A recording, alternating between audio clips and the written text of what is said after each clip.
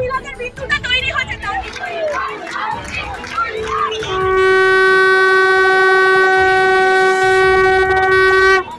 তখন রাত 11টা। একে একে মহিলারা এসে জড়ো হতে শুরু করেছে বনগাঁর ত্রিকোণ পার্ক এলাকায়। কিছু সময়ের মধ্যেই বনগাঁ চাকদা সড়কে কয়েক হাজার মহিলা রাস্তার দখল নিতে শুরু করে। রাত 11:55 বাজতেই গর্জে ওঠে শহর। মুহূর্তের মধ্যেই ত্রিকোণ পার্ক এলাকা জনসমুদ্রের চেহারা নেয়। আমাদের আজকের একটাই দাবি, এই যে এতজন মহিলা আজকে রাত 11টার সময় 11:55 সময় সাহস করে রাস্তায় আসতে পারলেন, আমরা যেন প্রত্যেক দিন একা এই সাহসটা দেখাতে পারি। আর ওই যে আরজি করের প্রিন্সিপাল যিনি নারী অবমাননাকারী একটা মন্তব্য করলেন, মেয়েটি কেন একা ছিল, ওই প্রিন্সিপালের অবিলম্বে গ্রেফতার চাই। আমি যখন রাত্রে ট্রেনে করে বাড়ি ফিরি আমি নিজে সুরক্ষিত বোধ করি না, আমাকে কাউকে আনতে যেতে হয় স্টেশনে।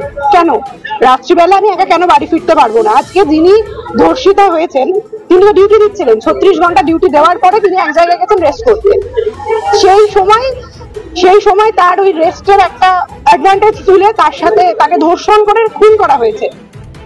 আরজিকর কাণ্ডে তোলপাড় গোটা দেশ। এবার রাজ্যের পাশাপাশি প্রতিবাদ আন্দোলনের ঢেউ আছড়ে পড়ল বনগাঁ মহকুমার একাধিক এলাকায়। বাগদার হেলেঞ্চা, গাইঘাটা, চাঁদপাড়া, বনগাঁর গোপালনগর সহ বিভিন্ন রাস্তার মোড়ে মোড়ে মহিলাদের জমায়েত। তাদের সঙ্গে যোগ দিলেন পুরুষেরাও। দাবি একটাই, প্রশ্ন একটাই, নারীদের সুরক্ষা কোথায়? দোষীদের দৃষ্টান্তমূলক শাস্তির দাবি। নারী সুরক্ষার দাবিতে ত্রিকোণ পার্ক এলাকায় চলে বিক্ষোভ। গান, আবৃত্তি, বক্তব্যের মধ্য দিয়ে চলে প্রতিবাদ বিক্ষোভ। গভীর রাতে ত্রিকোণ পার্ক এলাকা থেকে জমায়েতের একটা অংশ মিছিল করে বনগাঁ বাটা মোড়ে যায়। সেখানেই প্রায় 30 মিনিট যশোর রোড অবরোধ করা হয়। গভীর রাত পর্যন্ত চলে প্রতিবাদ। এখানে সকলে উপস্থিত হয়েছি। আজ এখানে কারোর পরিচয় কোনো রাজনীতি, কোনো ধর্ম এবং কোনো তাদের কর্মের ভিত্তিতে হয়নি। আজ আমরা এখানে মানুষ হিসেবে আমরা বিচারের আশায় আজ এখানে উপস্থিত হয়েছি। আমাদের ডাক ছিল, আমরা নাগরিক মঞ্চের ডাকে আজ এখানে এসেছি।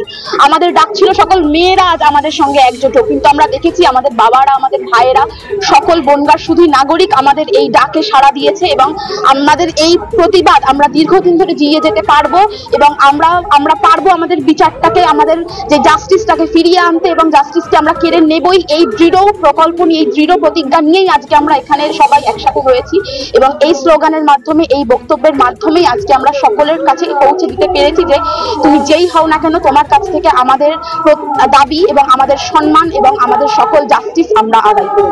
এটা একদম ঘৃণ্য একটা অপরাধ, যে অপরাধের কোনো ক্ষমা কখনো অনুমোদন হয় না। আর আমরা আজকের যুগের মেয়ে, আমরা নিজেরা এখনো পর্যন্ত রাস্তায় বেরোতে ভয় পাচ্ছি। যদিও বা না পেতাম, সেটা আজকে এই ঘটনার পরের থেকে রীতিমতন আমরা ভয় পাচ্ছি যে আমরা রাস্তায় একা বেরোলে আমরা কি করে বাড়িতে ফিরবো। আমাদের সঙ্গে তো সেই ঘৃণ্য নিকারজনক ঘটনাটা ঘটতেই পারে। আমরা চাইছি যেভাবেই হোক না কেন, প্রথমত দোষীরা ধরা পড়ুক, দোষীরা শাস্তি পাক। সাধারণ মানুষ এবং যারা আমাদের মতো মেডিকেল প্রফেশনের সঙ্গে যুক্ত, যাদেরকে 365 দিনই রাত্রেবেলা বেরোতে হচ্ছে, ডিউটি করতে হচ্ছে, সারা হসপিটাল আমাদের মতো যাদের ঘুরে বেড়াতে হচ্ছে, আমরা যারা নার্সিং স্টাফেরা আছি, যারা স্টুডেন্ট নার্সিং স্টুডেন্টরা আছি, MBBS আছে, যারা প্রত্যেকে যে মেয়েরা সারা রাত ধরে তারা খালি রোগীদের দেখাশোনা করার জন্য ছুটে বেড়াচ্ছে, সারা হসপিটাল ঘুরে বেড়াচ্ছে, তাদের সুরক্ষা চাই। এবং যে ঘটনা ঘটেছে তার জন্য পুনরাবৃত্তি ভবিষ্যতে না হয়, তার জন্য আমরা দোষীদের উপযুক্ত বিচার চাই, যাতে এই ঘটনা আর দ্বিতীয়বার না ঘটে।